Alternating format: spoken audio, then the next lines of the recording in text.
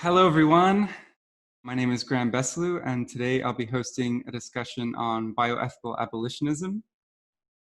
We have an amazing set of speakers here for you today, each with a unique set of backgrounds to explore this topic, from expertise in philosophy to psychology and neuroscience. The central question of today's discussion will be, should the abolition of suffering be our highest ethical priority?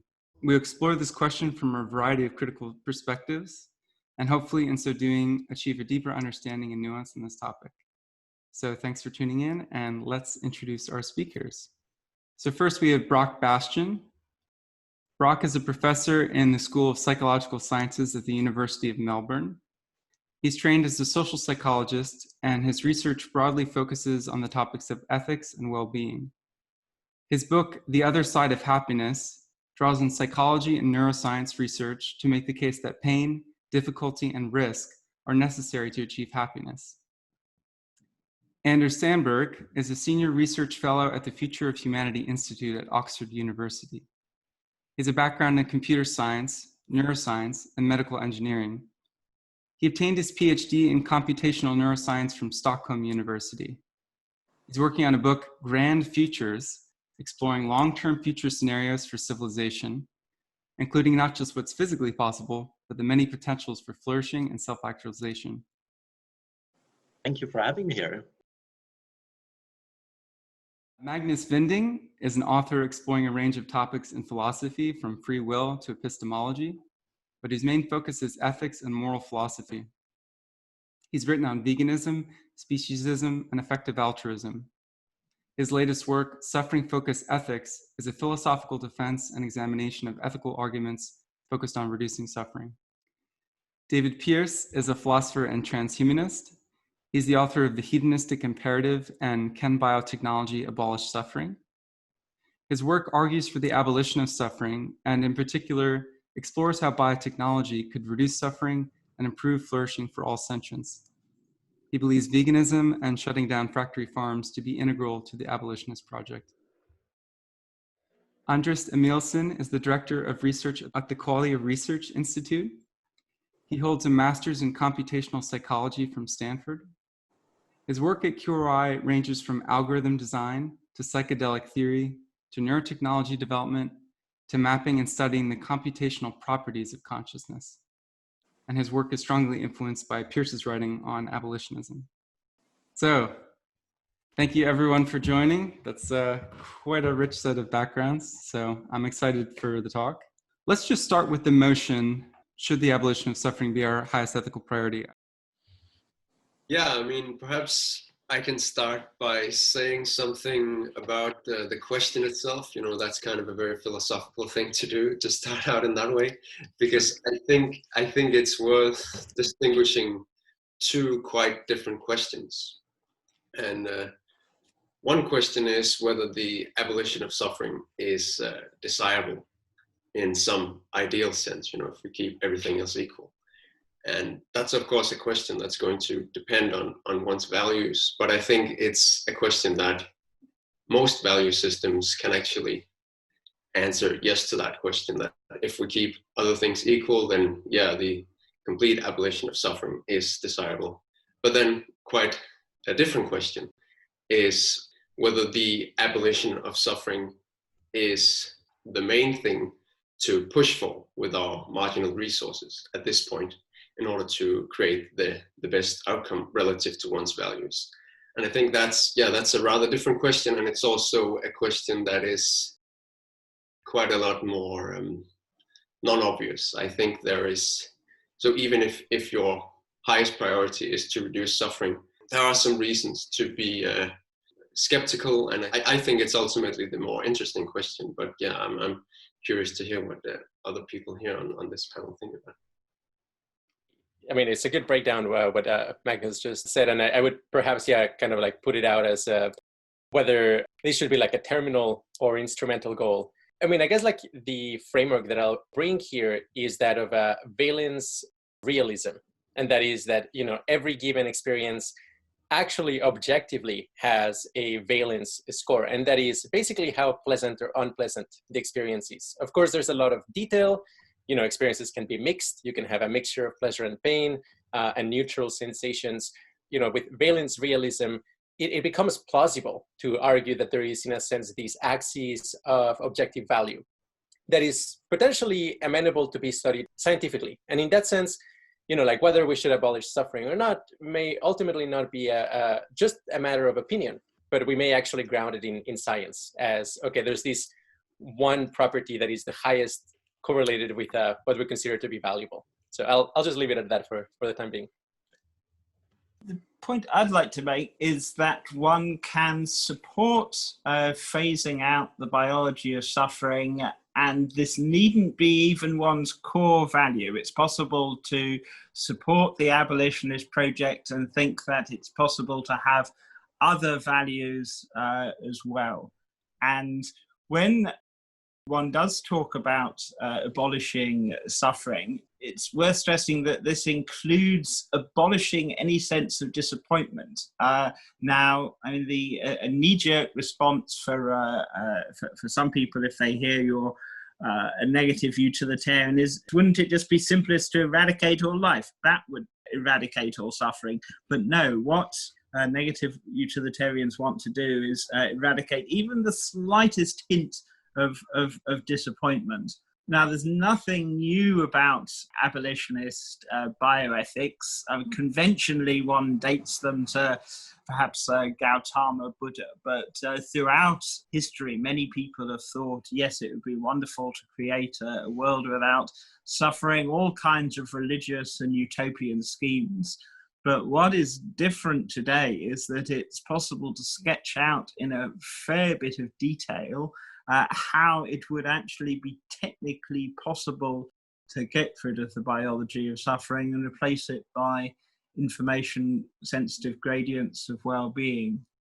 I mean, the first person to my knowledge who actually conceived of the idea that it's possible to have life animated entirely by information-sensitive gradients of well-being was Louis Mancini back in 1990, and I wish I'd stumbled across his paper when I'd been struggling with the hedonistic imperative. It would have made it much easier. It vanished without a trace, as far as I can tell. Medical Hypotheses, not a peer-reviewed journal, very unorthodox.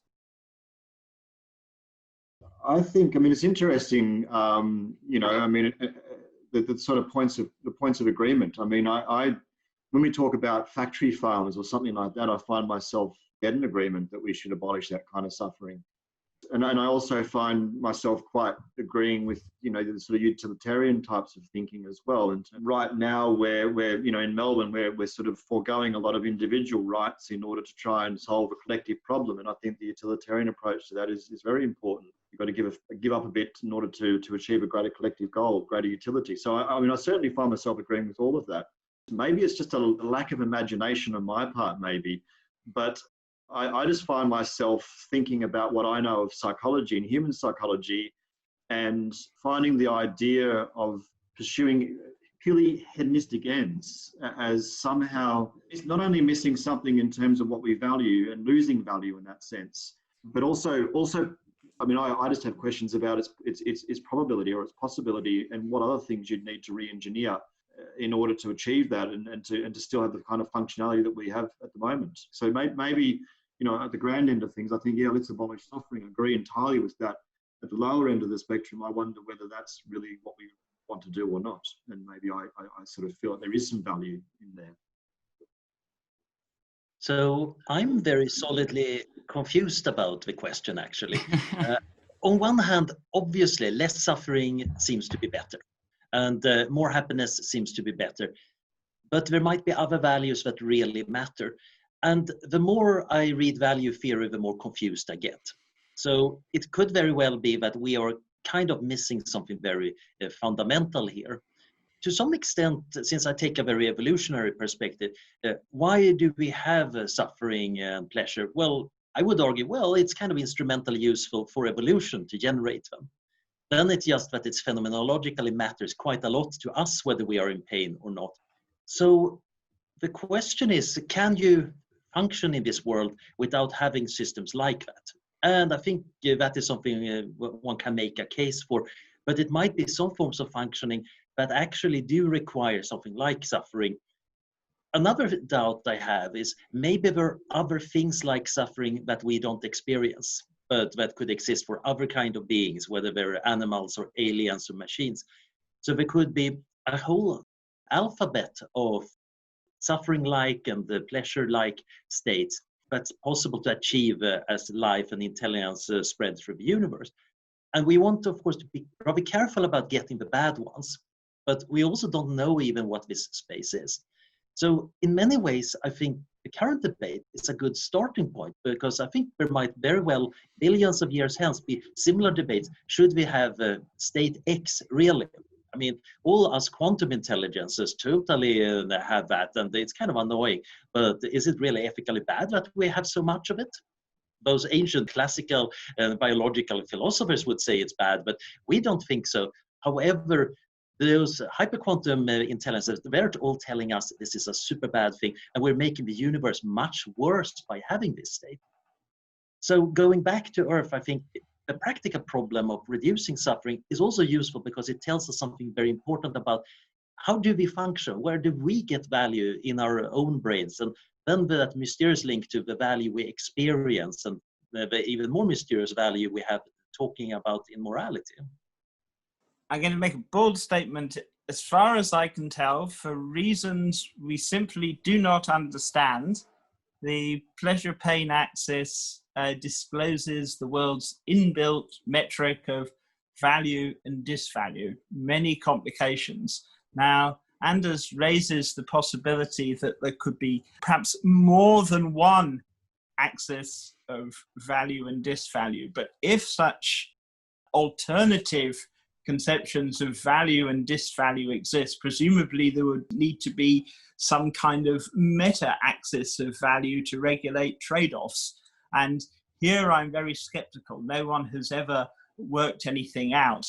Now, people raise the question of evolution, but as far as I can tell, the disvaluable nature of agony and despair is built into the experiences themselves. And if one were to, just create a type identical copy of you or me from scratch, essentially, agony and despair would be disvaluable to one's duplicate. And there aren't, if we were to encounter notional aliens from a different civilization, they might conceivably have an inverted spectrum for color, but they would not have an inverted pleasure-pain axis. They would find despair and agony, assuming they still experience such states, disvaluable just in the way we would. I mean, a counter-argument here that would sometimes be made is the existence of masochists, for example, but masochism, rather than undercutting the disvaluable nature of agony and despair, actually confirms the point, because if you're a masochist, otherwise painful or humiliating experiences trigger the release of endogenous opioids. A whole host of complications here that I'm glossing over. And it's obviously worth stressing that belief that we should phase out biology of suffering doesn't depend on a particular conception of metaethics, as I was sketching just now. So it's worth noticing that there is an interesting asymmetry about value and disvalue, or at least pleasure and pain, that they are motivating, unlike a lot of things. When I experience colors, I can react in any way to that. However, the kind of definition of suffering is almost that I want to avoid it. And then, of course, that ties it very strongly to me, and this is perhaps one reason why you can't easily imagine pleasure pain flipped aliens, because in that case, if they wanted pain, it would presumably be pleasure to them, which suggests that there is this weird link. However, how to make this work phenomenologically, I have no clue about it. When you go over and look at machines, if you look at reinforcement learning agents as a kind of simple little toy model of this, again, it shows that, well, they get a reward signal, which we quite often hand-wavingly say, oh, that's a pleasure signal, which is strictly not true. But the funny thing is, of course, the magnitude doesn't matter, just the differences. So you can set the 0 point arbitrarily. Now, that is not quite true for our own sense of existence. If our pleasures and pains double, I think most of us would say, yeah, that would be a more intense world, rather than it would be exactly the same. Suffering seems to be strongly tied to the kind of structure of motivation and brain and the mind that you have, which is, of course, tricky, because you could imagine that there are other minds that work very, very differently. But then again, I think we're mostly concerned here about minds like ours and our fellow mammals and vertebrates. I do agree that overall, I mean, you know, we're motivated to avoid pain and to attain pleasure. I 100% agree with that.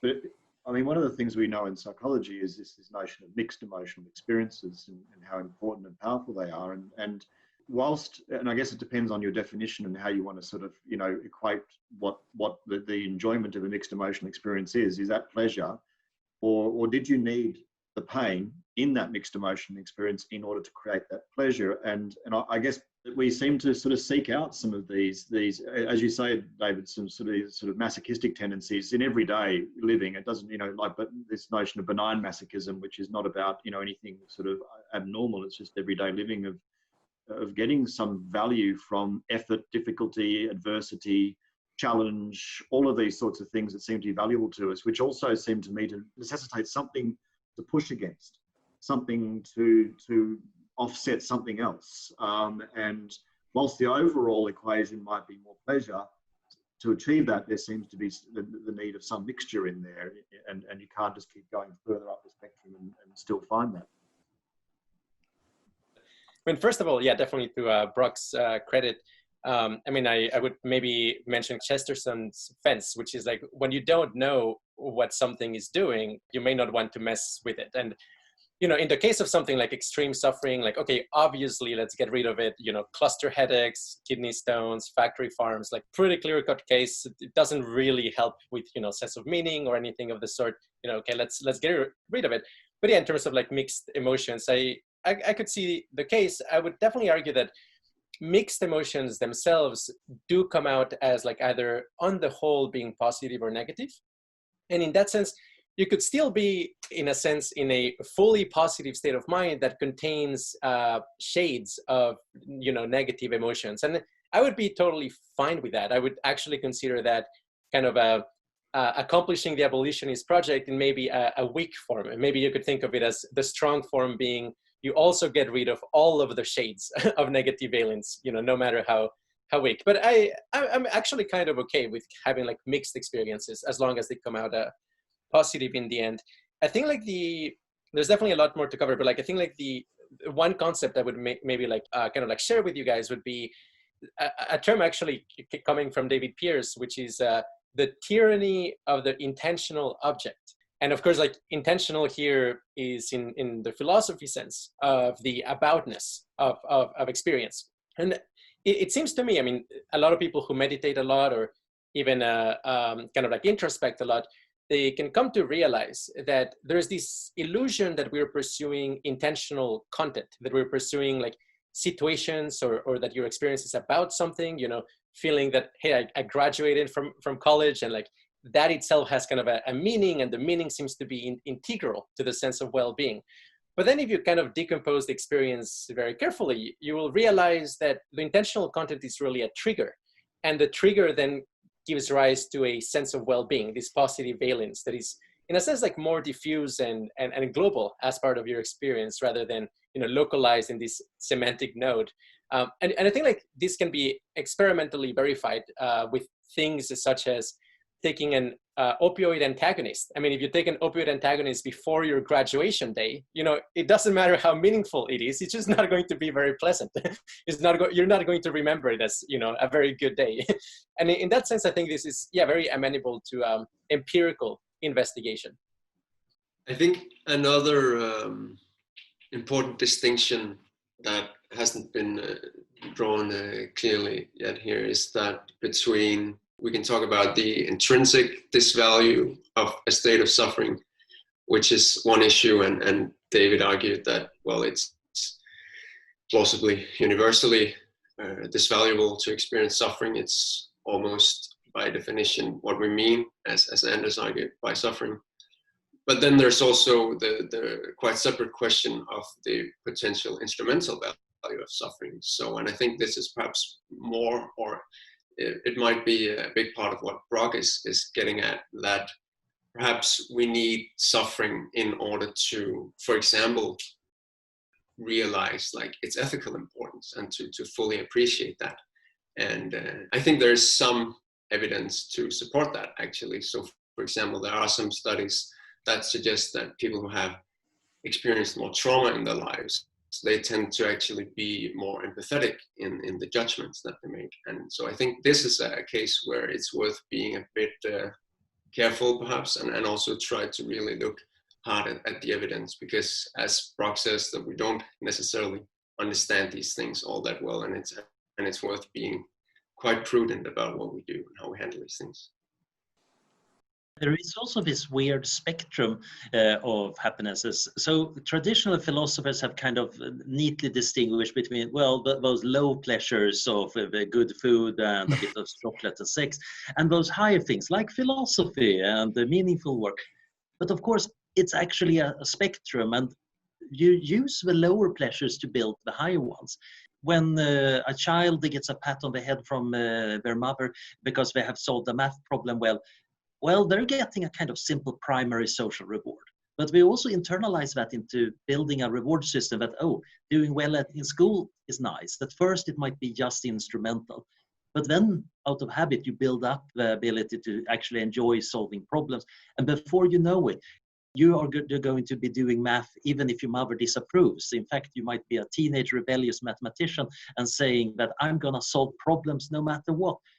But the really interesting thing is that sometimes meaningful activity can be fairly decoupled, at least it seems so, from pleasure itself.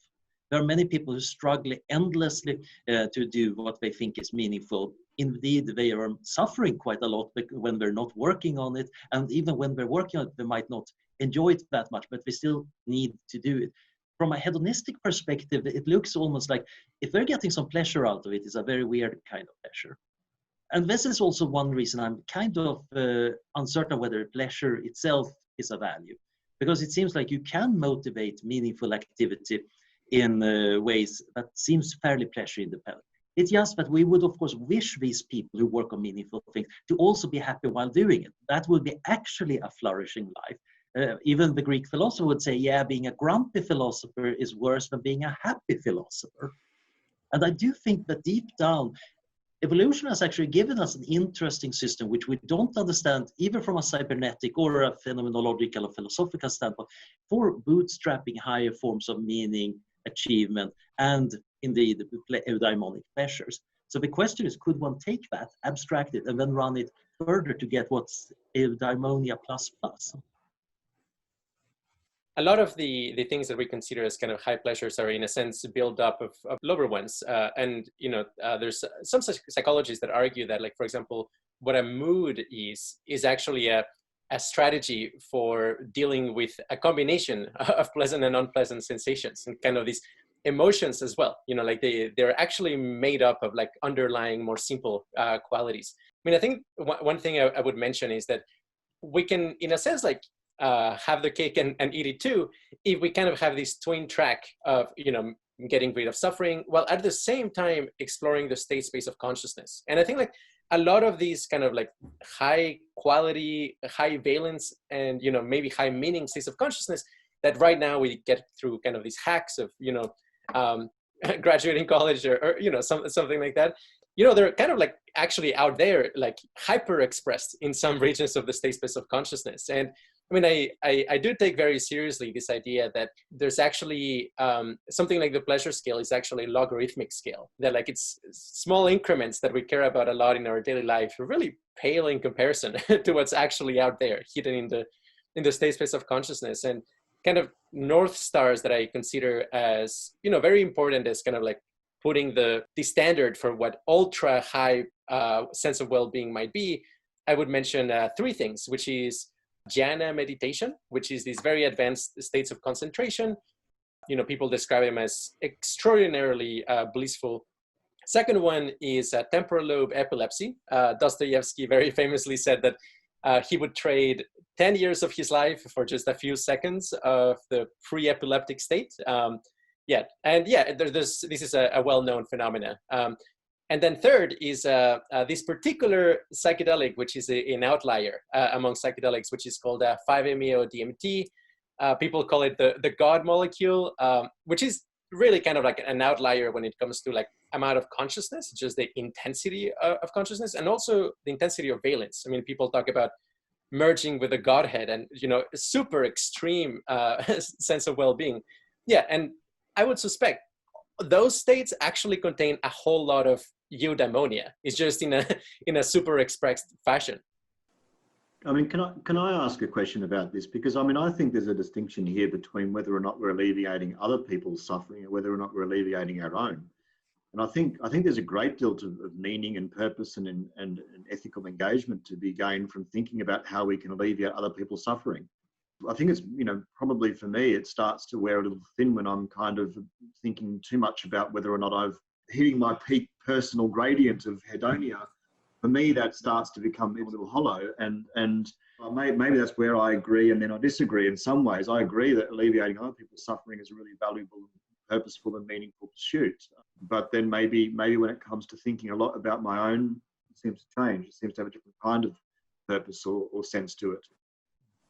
One fascinating aspect of personality research is that, you know, this factorial construct called industriousness, which is a facet of conscientiousness, doesn't seem to be correlated in any way with how, you know, pleasant people find the tasks that they do, and seems to be more related with how unpleasant they find the act of doing nothing. And I mean, I think probably all of us can relate to that, you know, this feeling of creeping meaninglessness when we don't, you know, do something meaningful for others or for ourselves.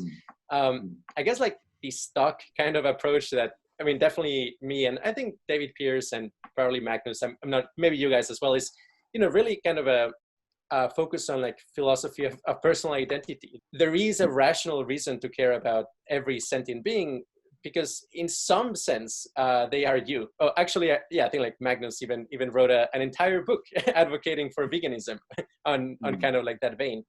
And I mean, with future technologies, this will become much more evident potentially with things like mind melding and fission or teleportation and so on. There is also a hack, of course, in our brains with mirror neurons and compassion systems. So if I see you suffering, I'm feeling a bit worse. And one easy way for me to relieve my suffering, even if I'm perfectly selfish, is, of course, to help you. But most of us have then built a higher level system on top of that, realizing that actually suffering in all minds, even the ones I don't meet, is bad. And we construct these higher level things. Now, the question is, can we get this with, even if we did not have that first initial little hack, that, oh, it feels bad for me, but others feel bad.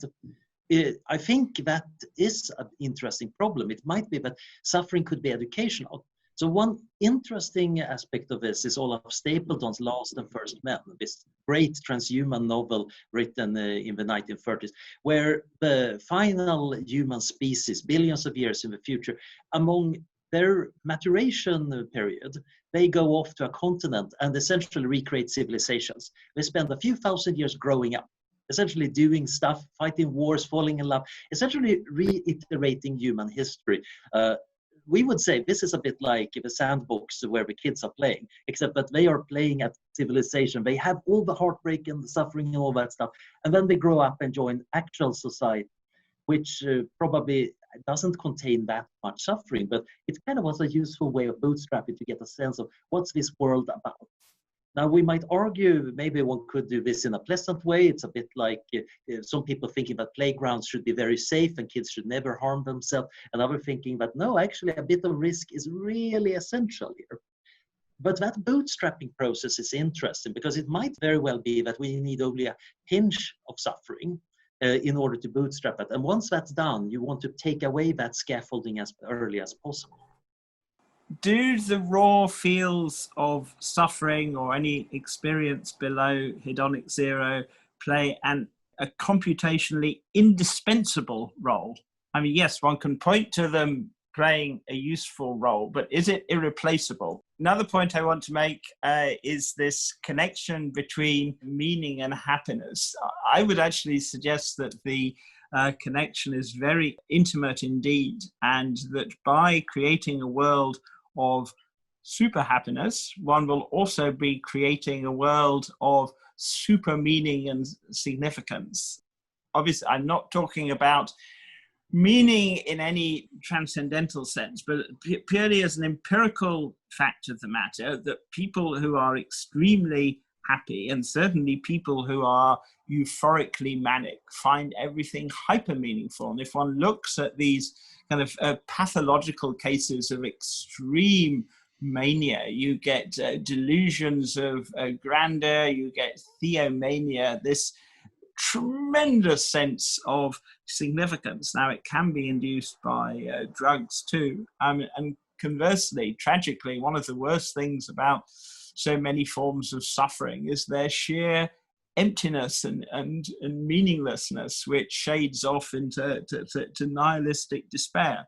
Final point I just want to make just now is that by focusing on hedonic recalibration, i.e. information-sensitive gradients of well-being, I mean, not maximizing pure bliss, but just hedonic uplift in the form of hedonic recalibration, you aren't asking people to give up their existing values and preferences, because the problem with so many traditional utopias is that it involves overriding people's core values and preferences. And as we know, we're social primates. So many of our preferences are in conflict with each other. There is simply no way you can reconcile, to use a relatively trivial example, preferences of 100 different, football supporters for their team to win the cup, but one can ensure that those 100 football supporters have a very high default quality of life by recalibrating their hedonic set points. Yeah, I think I have some thoughts in relation to the first question you raised, David, about whether suffering is computationally indispensable. I think that depends in large part on how many resources do you have available, right? So it could be, for example, that it's very efficient compared to alternative methods of achieving the same aim, right? And it could then be the case that if we imagine an ethical fitness landscape of sorts, it could be that we are currently at one position where we are concerned about suffering, and it could then be that in order to get to it could be very expensive to get to another point where we are similarly concerned about suffering, but where we don't in fact suffer ourselves. So I think it is quite possible that it is possible to get to such another place, but at the practical level, it's a very relevant question whether trying to move to that place should necessarily be the main priority at this point, if that makes sense. One confusion I have with this idea, and again, this is perhaps just lack of imagination on my part, but it does seem that we sort of adapt to the inputs, and so pleasure and pain are entirely relative experiences. And so if the worst thing I've ever experienced is the worst thing I've ever experienced, it's going to be suffering. And I can't get my head around how you would, I guess you'd have to re-engineer that in some way as well. Otherwise, we are going to adapt as we do. And we do see evidence of this. Again, people who go through very difficult things build resilience and are able to cope with, other less difficult things much more easily than those who haven't. And so there does appear to be something about some sort of relative value in all of this, whereas it seems like we're talking about some sort of absolute value that people can continue to respond to. And I find that, that's a question I've got, because I don't know what the answer to that is. I know you're a psychologist, right, psychiatrist, but have you ever met someone who essentially spends their entire life below hedonic zero? Essentially, they are chronically depressed. Now, there are some people who are chronically depressed when their signaling system has broken down altogether and they end up sort of hospitalized, not eating, very severe forms of depression. But there are other people, essentially life's walking wounded, who go through life chronically below hedonic zero, but they still have some kind of information processing system. Some days are worse than others, some stimuli are worse than others. And conversely, that there are people even today at the other end of the scale whose life essentially consists of information sensitive gradients of well-being. And I still remember Anders bouncing up to me one day in Oxford saying, "I've just had the worst day of my life. I've got a streaming cold," and I forget, was it you were engaged with some battle with bureaucracy or something like that? And essentially nature just plays with the dials. It just doesn't care.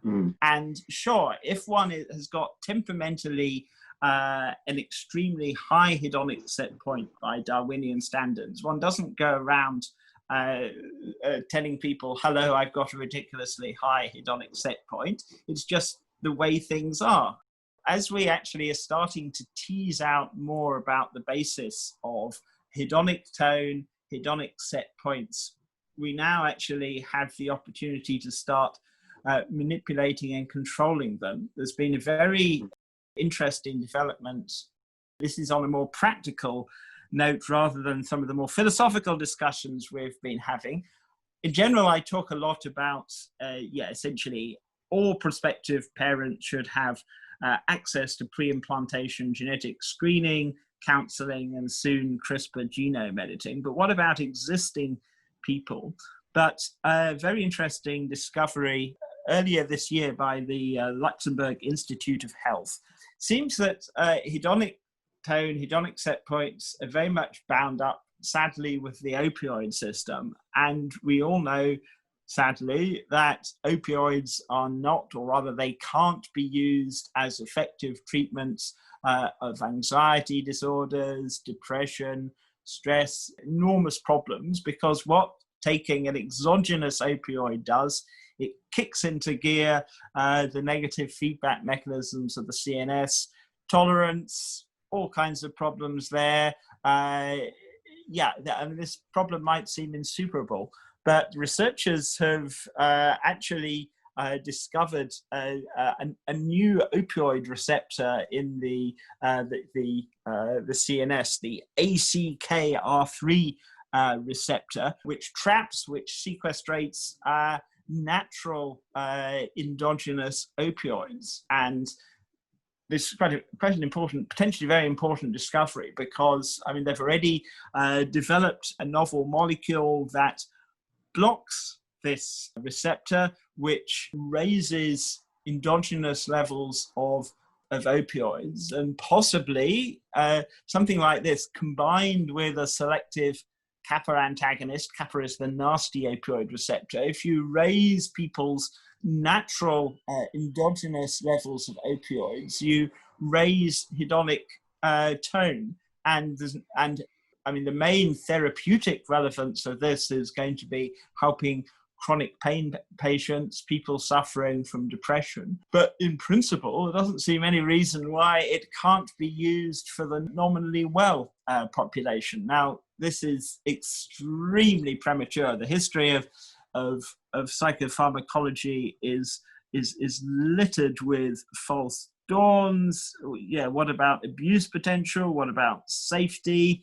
At the moment, sadly, tragically, there are hundreds of millions of people who suffer from chronic pain, depression, anxiety disorders that aren't treated. Anyone who is listening who is suffering and in pain essentially doesn't need to be told that we should be getting rid of suffering. They want to know what they can do right now to alleviate their pain or perhaps the pain of a loved one. Just very quickly in response to that, because I 100% agree with you about chronic, alleviating chronic pain and chronic depression. The one thing that's not taken into account there is that actually a very, very important part of our relative experience is actually drawn from social comparison. And so what we don't know, and a reality constraint to that whole idea, is if we uplift everybody, and therefore there is no comparison point within ourselves or in our social world, that may be different. And we are driven by social comparison, quite fundamentally. So I guess that's the question I've got, is if we all go up, we still, now we've lost any comparison point. And that is a different example to the one that you provided. Because they're very depressed. I can tell you right now that people during lockdown in Melbourne who are depressed have felt a little bit better, because now we're all depressed. And actually has made them feel a little bit better, quite frankly. Not everyone, but there's a few. If all your colleagues get 100% pay rise and you get a 50% pay rise, the chances are you're actually going to feel subjectively worse. But if biological genetic intervention to raise your hedonic set point and hedonic set tone, even if other people were to have similar interventions that caused even greater hedonic uplift, you would still feel better. One article I wrote based on a lot of empirical evidence, and also a study we conducted. It's called the Logarithmic Scales of Pleasure and Pain. And I mean, this is a horrible subject, but very ethically necessary, which is, this idea that similar to in effective altruism, hey, it turns out that, the top 1% of charities, when it comes to how much good they deliver per each dollar, is, 1,000 times better than the median charity. Likewise, it seems to be similar in terms of what categories of suffering to get rid of, simply because the worst kinds are just so unfathomably worse than everything else. That really, if you just were able to get rid of the top 1% worst experiences, in some absolute sense, you may have already gotten rid of 90 or 95% of the raw feels of negative experiences. And introspect on how you have felt on a given day or today or during the year is for the most part, there's going to be some concentrated moments of intense suffering, and then a lot of, perhaps boredom or kind of more trivial malaise. And it might be important to concentrate on that. And of course, idealistically, let's get rid of all of it. But yeah, priorities are important. There is this mantra in effective altruism about scale, tractability, neglectedness. Problems that score high on more of these ones are really worth working on. And I think we all agree on the scale, because the importance of suffering and pleasure to the value of life is enormous. Even if you're a philosopher who don't really buy hedonism, it's still there on the list, probably. The real question might be tractability. Neglectedness, I think, is important. There is an endless amount of medical literature dealing with pain and suffering, although a lot of it has not been pushing very far. I think one can do much more. The real question is, do we actually know how to fix this? And in the case of some things like industrial animal farming, yeah, we actually do have proper ideas. When it comes to other forms of intense personal suffering, we have less ideas. But figuring out how the pain and suffering systems work in the brain is also strongly tied, of course, to figuring out how the well-being systems work. And that fundamental research is both helping us figure out what to do about the cluster headaches and maybe get to the abolitionist project. I don't think there is a contradiction in that corner. In fact, that research is all pulling in the same direction. Actually understanding both from a phenomenological standpoint and from a biological standpoint, and seeing the interaction is very helpful for actually helping us fix the suffering. And then, of course, there is going to be this priority setting where we're all going to be bickering about it. But I think it's quite possible to pinpoint some forms of suffering that we really can and do fix. I mean, one thing I would add is I think that ethics is often about trying to get people to look past their immediate rewards to actually think about longer term, bigger picture sorts of problems. The basic cooperation dilemmas are all based on this in terms of how do we get people to move. My pleasure in consuming meat is offset against the impact on animals of factory farming, and so I have to give up some small pleasure in order to sometimes achieve an ethical outcome. So I mean, in this world, at least in the way it is now, there does seem to be sometimes an immediate tension between ethics is actually about getting people to step away from what is immediately beneficial to them to give up something in order to benefit the greater good, and that probably will feed back to them in the longer term. But I think it does sort of interestingly intersect with I suppose, immediate hedonic reward and what ethics is for. Can we go into, I think we often use Joe Cameron as a case of someone who experiences, is it no pain or little to no pain, and yet still has the capacity, I think Magnus has mentioned in his work, to be empathic. I'm curious what people think about her case. Yeah, I think Joe Cameron is an interesting case because it seems like her particular mutation affects the anandamide system in the brain. So it seems like her pain receptors, as far as I know, work more or less normally.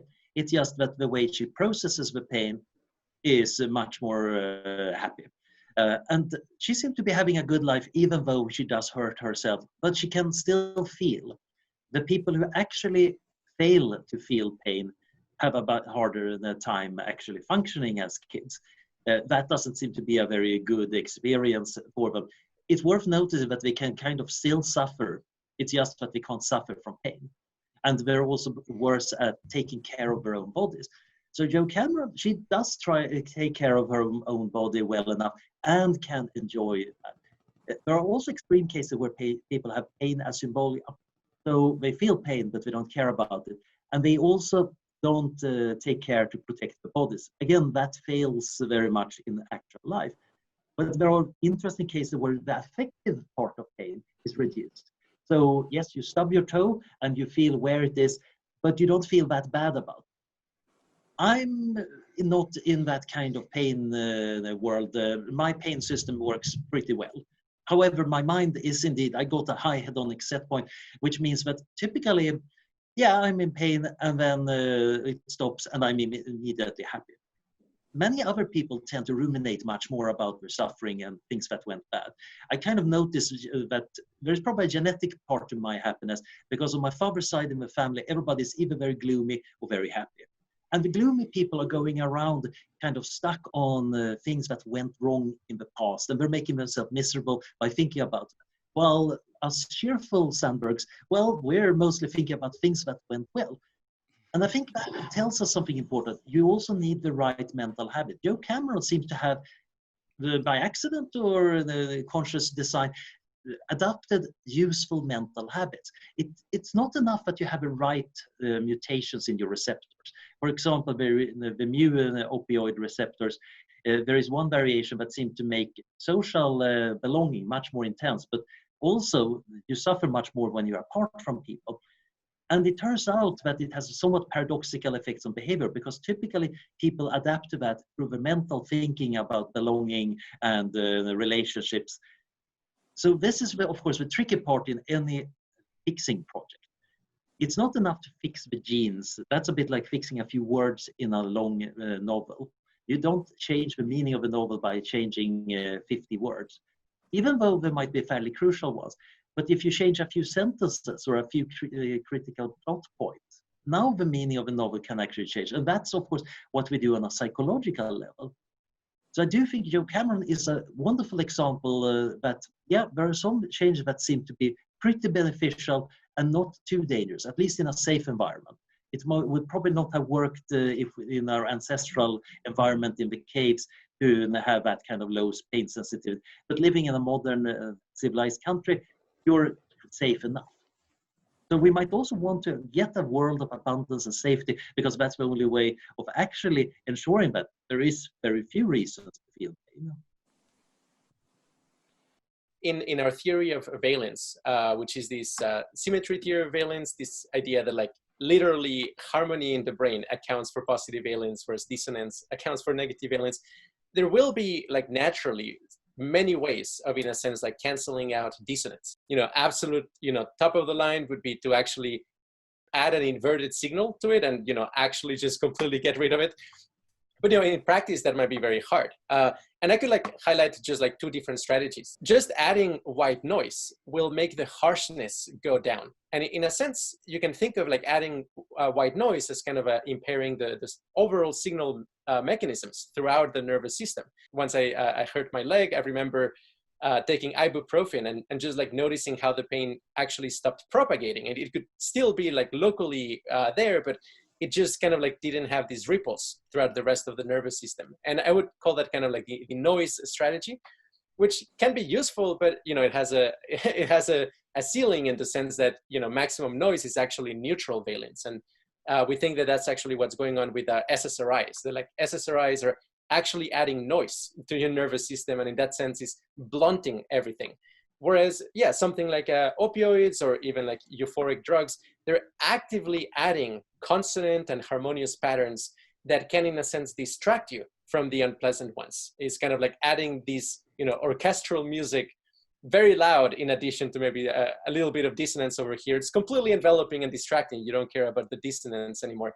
And I think, yeah, like exploring this space will be very fruitful for, okay, how do we find functionally effective ways of maintaining the signaling value of pain without compromising the hedonic tone? You asked about sort of the ability to experience pain and I suppose ethics or to be able to feel others' pain and respond to it. Increasingly in psychology, and there's a book by Paul Bloom at the moment called Against Empathy. And one of the things we are recognizing in psychology is sometimes empathy isn't the best basis for ethics, and actually something more like compassion and probably something more like reasoned compassion is probably a better basis for ethics, because again, empathy leads us to care about singular cases over multiple cases or people in our own group compared to people in other groups. Having said that, we also know that people don't like being friends with utilitarians as much as they do with, say, deontological thinkers who are more likely to favour them. So there is social cost here to being less empathic. But yeah, I mean, in terms of, is pain necessary to be a good person and to be ethical?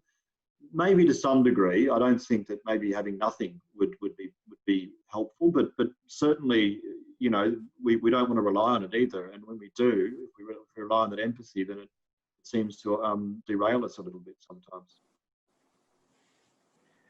One of the easiest ways of getting unhappy is, of course, trying to be happy, especially as happy as all the other people on social media pretend to be. There was this earlier mention of, what about our comparisons?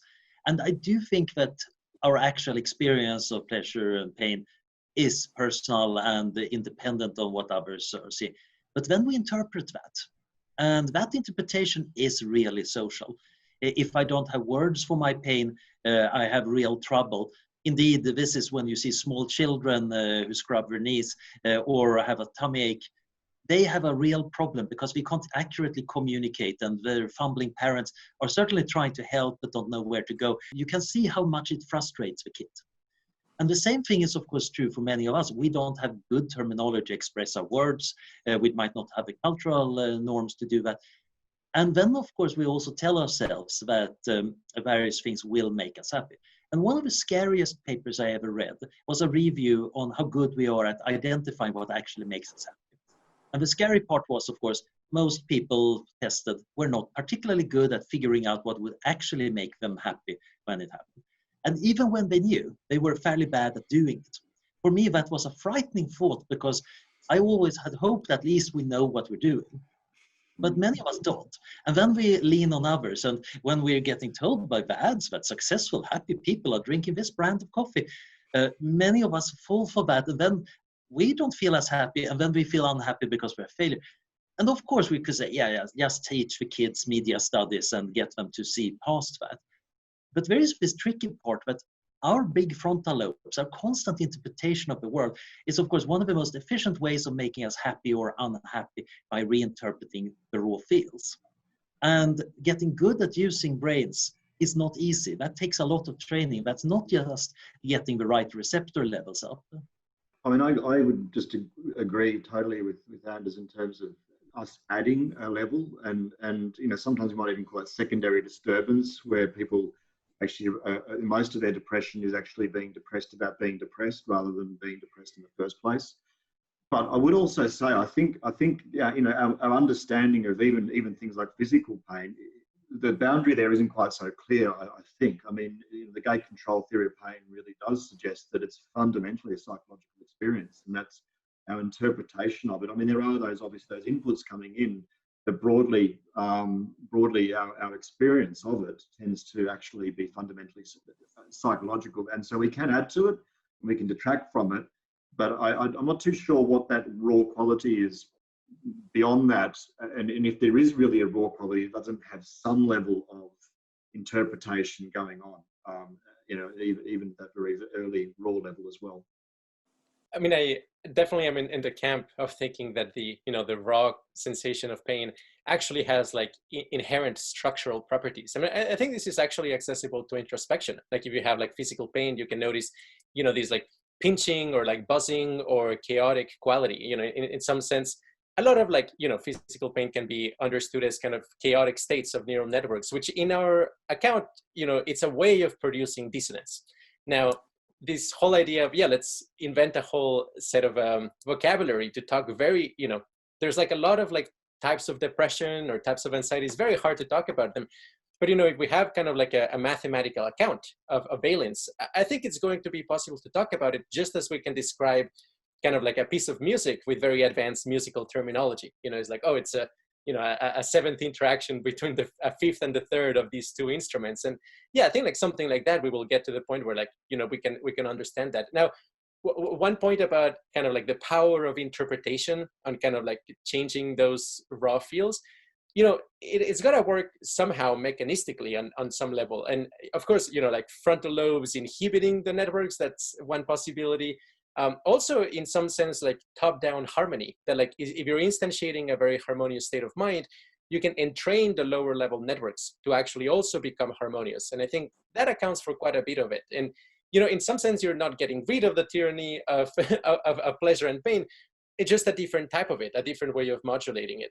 I will add, though, that it's very important not to be very romantic about the capacity of interpretation to get rid of suffering. There's like this very famous meditator called Daniel Ingram, who wrote a book called Mastering the Core Teachings of the Buddha. He's internationally renowned, and he can access all of the 8 jhanas and all of the stages of insight. And he's meditated like many tens of thousands of hours, and extremely intelligent and diligent man. And he would say that, so many types of suffering in life, if he enters into the right meditative state, he can kind of deal with them and cancel them or play with them and make them less unpleasant. But he said that with kidney stones, he just can't do that. The kidney stones are just too strong that it doesn't matter if you're the Buddha or whatnot, you're not going to be able to get rid of that just with your frontal lobes. And for that, of course, we will need, opioids and other technologies like that. If let's just focus on the issue of physical pain and the SCN9A gene. This is a single gene, the so-called volume knob of pain. And it's got dozens and dozens of different alleles, mutations. Nonsense mutations completely abolish the capacity to have any kind of physical pain. And particularly in males, this nonsense mutations tend to be risky because males tend to take more risks. Sadly, this case of the 14-year-old kid in Pakistan who jumped off a building to impress his friends because he didn't feel pain. But other members of his family lead relatively normal lives. And this is a very, very, in a sense, practical question that we now, when it comes to creating future life, not just humans, but non-humans, have the ability to choose the level of pain tolerance of future beings. Now, for now, it would be rash and premature to abolish any form of pain altogether, because unfortunately at the moment it involves abolishing nociception. But by choosing benign alleles of SCN9A for our future children, one is essentially governing their level of pain sensitivity tolerance.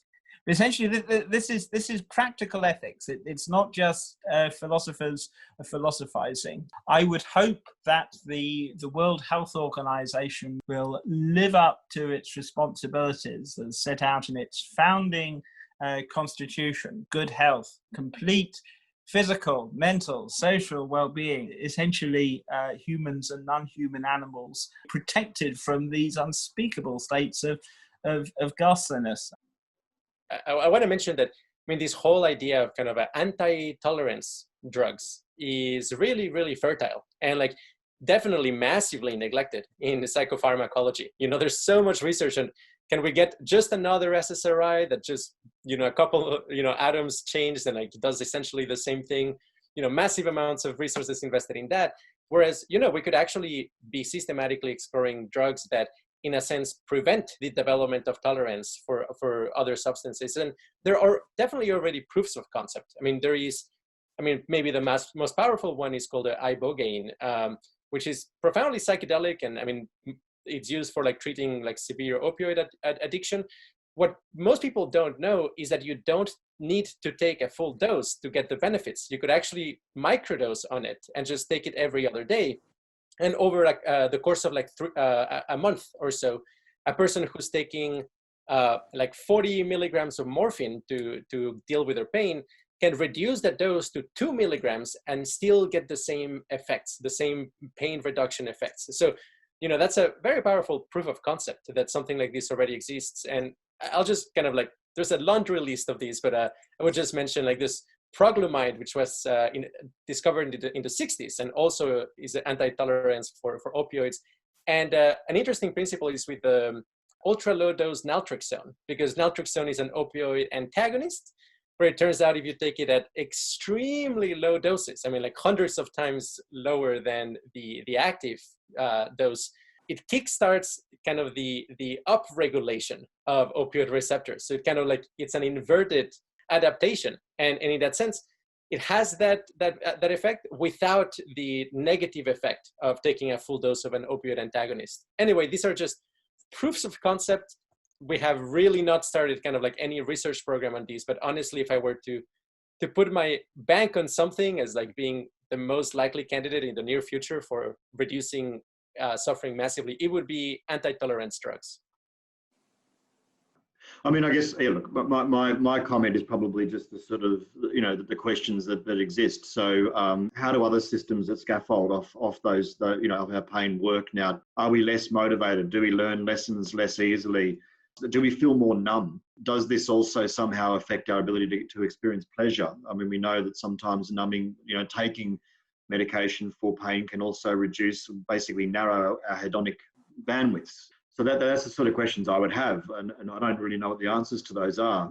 But I think if it was to have those sort of implications, then yeah, are you better off? I don't know. I wonder. And I guess if you could do that for someone who we knew was going to live a life of chronic pain, then I think the value would be obvious. If we were to do it to someone who wasn't going to live a life of chronic pain and only had incidental and sort of, you know, acute episodes here and there of pain, but otherwise was, you know, happy and lived a mostly pleasurable life, then I wonder whether we'd be adding value or taking away value or subtracting value. And so I do think these are distinct, qualitatively different sorts of scenarios. And so thinking from those sort of chronic cases, I don't think always informs what the value is in the more moderate cases. But again, I guess we just don't know. I mean, you know, maybe we can dial it back and have all those other things still at full bore, and that would be great.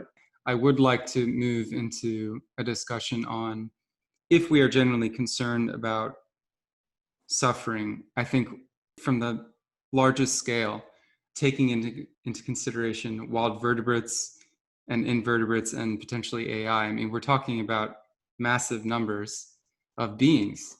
So Thomas Metzinger has argued rather forcefully that maybe we need a moratorium of making artificial intelligence that has any form of phenomenology, because we could actually make rather grand forms of suffering in that software.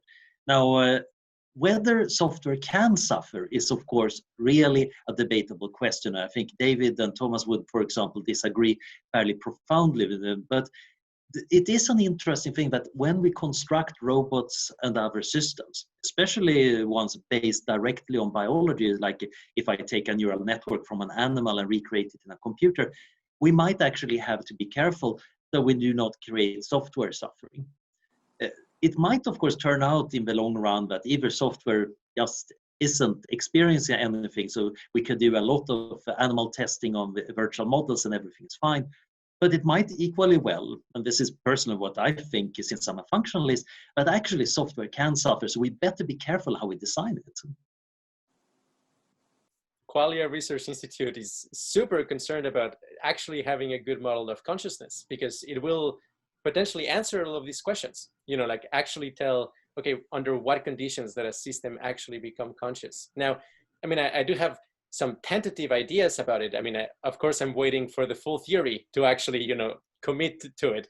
I definitely want to, give credit to, people like Anders and other people who really take seriously the suffering of AI. And I think there's, like a simple case of it would be kind of saying, hey, like evolution came up with flying machines, like little birds. With engineering, you can kind of like strip that out and in some sense, create these huge flying machines that, do a lot of things that a bird doesn't do, but in some sense does flying like, tens or thousands of times better. And in that sense, yeah, I mean, there's a genuine cause for concern that maybe our technology may eventually also have a hedonic tone and express it in a much, much greater way than we ourselves can. I definitely have been, quite influenced by David Pierce and Mike Johnson's and lots of kind of like research in this area that, maybe suggested that digital computers have the hurdle that they may not be able to solve the binding problem. And in that sense, the kind of sentience they may create would at its base be at most kind of a 2-bit minds in some sense, like extremely, extremely tiny kind of a specks of experience as opposed to a unified experience. I do happen to believe that binding plays a actual computational role. So the fact that we are bound unitary moments of experience is actually useful for computation. And that is why evolution recruited it. Now, I do suspect some other machines, maybe not classical digital computers, but some other engineered machines could, produce super suffering or super happiness. And we've got to be careful. We actually have to think this through. And that, of course, requires not just research into consciousness, but also there is quite a lot of important philosophical questions about how you aggregate value. So, for example, if you say, well, it's all summing up the pleasures and pains and see that it becomes as big as possible. Of course, at this point, population ethicists are kind of rubbing their hands and bringing out various interesting thought experiments from Derek Parfit and the Arrhenius impossibility theorems and showing, oh, you're going to end up with so many weird and horrible conclusions. And of course, many philosophy students are kind of happy to bite the bullet and say, yeah, actually, if there is a universe with a Google happy minds and merely a quadrillion mega unhappy minds, that sounds like a good universe. And the other half of the seminar room will, of course, go, what? That's so much worse than what we currently have. That future should never come to pass. So from my perspective, doing research about how far can intelligence go in the universe, this is actually a really important thing for intelligence to figure out before it starts spreading. Because if we spread life and experience across the universe and then figure out that, oh, actually, all that suffering from all those biospheres sum up and that has priority, we have made things worse. We should have stayed on one planet. Indeed, there are some really gloomy people who are not just antinatalists about humans, but even about life itself, like Schopenhauer, who felt like, oh, we should actually make sure there is no life in the world. Now, I think that's wrong, and I think it's almost an evil position. But we better figure this out well before we actually get that kind of power. So in some sense, this is the right moment because we're fumbling towards understanding pain and suffering and what to do about that. We're fumbling towards the technologies that could amplify this tremendously, but we're not there yet. We actually do have a window. So this is almost a bit like the conversation about AI safety. Right now, artificial intelligence is pretty safe because it's so stupid and powerless. It's going to become more powerful in the future. And by that point, we better be good at making it safe. Similarly, we might want to have a form of suffering safety. We want to figure out the nature of suffering, the nature of well-being, and making sure that by the point when we can make a lot of it, we actually know how to make a lot of it and put in safeguards. But I mean, if we do eradicate all suffering, and therefore we can do no harm, and therefore we've lost the sort of central pillar of what makes anything wrong, fundamentally, I mean, harm is one of the most fundamental sort of foundations of ethics and morality. And I mean, aggression and violence and selfishness now don't seem to matter anymore, because no one actually experiences any harm or pain because of my aggression, violence, or selfishness. One can still have the functional analogues of harm. It's just not the nasty raw feels. And that's the critical thing. Indeed, it's possible, as well as amplifying subjective well-being, hedonic set points, to massively amplify motivation too.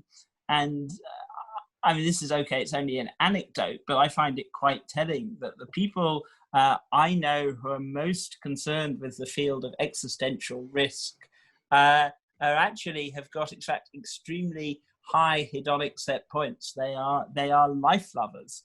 It's depressive people who engage in more, so we say, self-destructive behavior, who in many cases, are more prone to taking risks. Not always. There are, of course, many exceptions there.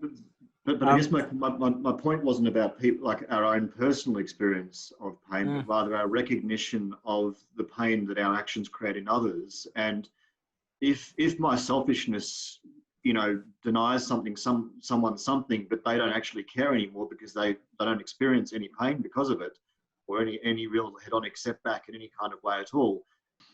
It's also worth noticing that there might be other objectives, of course, than just harm avoidance in ethics. So the objectivist ethicists would, of course, be happy to say, okay, we crossed off one line here on the list. Still, we have aesthetics here, we have various forms of friendship, and so on. So we still got a lot of stuff to work on now. Yeah, no, it is though, from a psychological point of view, the most powerful dimension of ethical, response. But yeah. If you've ever gone to a party, even if you're completely sober, but other people are on MDMA, it's quite fascinating. People will come and say, "Hey, can I hug you? Can I give you a massage?" I mean, yeah, this sense of a kind of sympathetic joy. Getting off on like how happy you are, and I think that kind of motivational architecture is very promising. The thing for sure I would add is it's important to also have like cognitive flexibility, so you can like shift to kind of like a systematizer mindset, or you can shift to like aesthetic mindset. Now, sadly, MDMA is potentially neurotoxic. It kicks into gear the brain's negative feedback mechanisms. It's not a wonder drug, but nonetheless, it's an illustration of how, if it's engineered wisely, it's possible to be both extremely happy and extremely empathetic. There might even be gradients of quality. It's a bit like currently we have this mental state that is a vector, and the valence might be a distance from the origin. But imagine that we're on a sphere. You might still be pointing in different directions. There might be gradients that you might want to move from one aesthetic state to another aesthetic state. And they're all equally good in some sense, but they're different, and there might be other motivations. But I do think that there is going to be some really interesting challenges in figuring out how to build useful motivation systems. So generally, this mental flexibility aspect is super important. General mental health is flexible. And when you're in mental distress, you are not in a equally flexible state. I think agony is kind of unique because you cannot change the agony, and that's part of the agony. When you can actually start changing how much pain you feel, you're actually in control and things are way better already.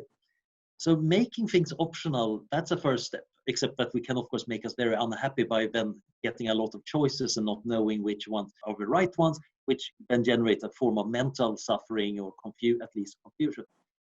But getting that flexibility into the system, that's going to require quite a lot of extra information. It's going to require a lot of thinking, and this might be a big problem because thinking is hard and expensive. Yeah, so I think I'm very sympathetic to the whole, and the enterprise of trying to alleviate suffering most definitely. I'm still yet to sort of be convinced that some negative sub-zero states have no specific value.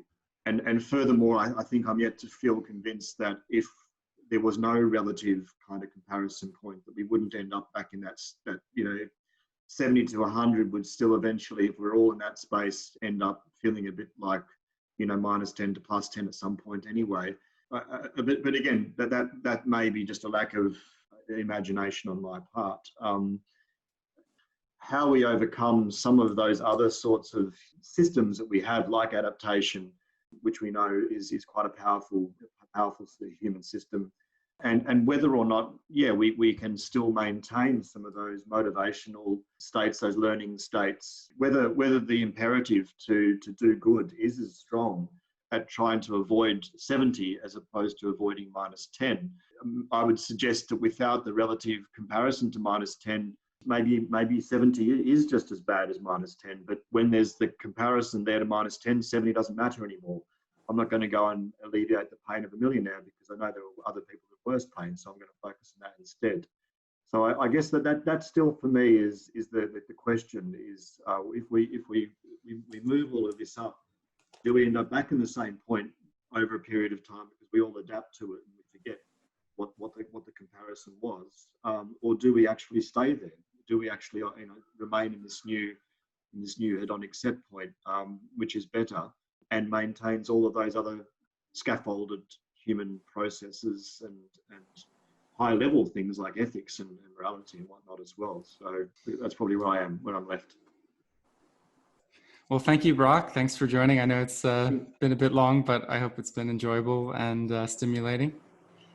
Yeah, no, thanks so much, guys. I really appreciate it. It was a lot of fun. It was a lot of fun. Thank you, Brock. Very much appreciated. Thank you. Thank you. Yeah. Yeah, this was so enjoyable. And again, his book is The Other Side of Happiness. And I've just started to read it. It's a really fascinating read. So I definitely recommend everyone to check that out. Thanks, Greg. All right. Awesome. See you all. Thanks, See you, Brock. Thank you. Bye-bye. Thanks a lot. We might have been trying to have a good disagreement, and I do think we have some rather important, profound disagreement, but we're also very agreeable, which actually shows that it works really well from a purely positive standpoint. A lot of people assume that since it's hard to imagine a world where everybody is happy and agreeable, that world cannot exist. But that's a little bit like people in the Stone Age trying to envision a world of vast material wealth and health. They would have a hard time imagining that paradisical world, and yet here we are. And we are, of course, annoyed at a lot of other things that our ancestors would have no concept about. So the fact that you cannot envision a world in the future, that doesn't mean it cannot exist and cannot be a good one, or that one can go even further. Yeah, there's tremendous value in, things like going to Burning Man or something like, just like, like proofs of concept of, like not only material abundance and like a lot of really cool and interesting people, but just very abundant fun, and how actually that doesn't feel at all mindless. It actually produces a lot of hyper meaning and, social connection, and definitely sparks the imagination. Not to promote Burning Man specifically, but, things of that nature, kind of super happiness festivals, if you will. I know you're a big fan of beetles, and so I really want to touch upon this question of invertebrates. And again, if we're to take this abolitionist idea seriously, given the trillions of invertebrates that exist, what are your thoughts there? So I think probably most vertebrate minds are very similar, at least in the core structure. So I think it's possible to make guesses a little bit of pain and suffering in vertebrates. Invertebrates are really tricky because they actually got surprisingly different brains. At the same time, there are some similarities in the overall structure. I'm sincerely hoping invertebrates can't suffer, because there's so many of them, and many of them have really, really short and horrible lives. So I do hope that there is not much going on inside their tiny little brains. We don't know that. We know that they have nociception. Some behaviors certainly show that they try to avoid damage. It's less clear whether they actually have a proper form of suffering. that's something we really ought to find out. So not just because I need to know how guilty to feel about having dead beetles on my walls in my collection, but also if that is the case, in that case, we probably need to change priorities enormously and save poor ants. We take very seriously, like invertebrate suffering and consciousness. And we are actually very hopeful that something like a connectome-specific harmonic paradigm like may actually unveil quite a bit like the subjectivity of beetles. Basically, if you can understand the harmonic resonance structure of that nervous system, we may find out that, being a dung beetle is wonderful, whereas, maybe being a cricket, it comes with inherent dissonance in its network architecture. Anyway, like I'm very optimistic. It's not going to be centuries, but might actually be decades when we find out actually if they have suffering or not. Okay, have to go. Live long and prosper. Have fun. Infinite bliss. Excellent. And take care. And honest, I'm super excited for grand futures. So me too. And when is the projected publication date of Grand Futures? This time of the singularity, I don't know yet. I'm working on. I should send you the bliss section relatively soonish. Actually, this discussion has been very helpful for making me realize some extra things I need to get in there. Oh, good heavens! I want it to be right. Awesome. I'm so glad it's been helpful. Thank you so much. Take care. Bye-bye.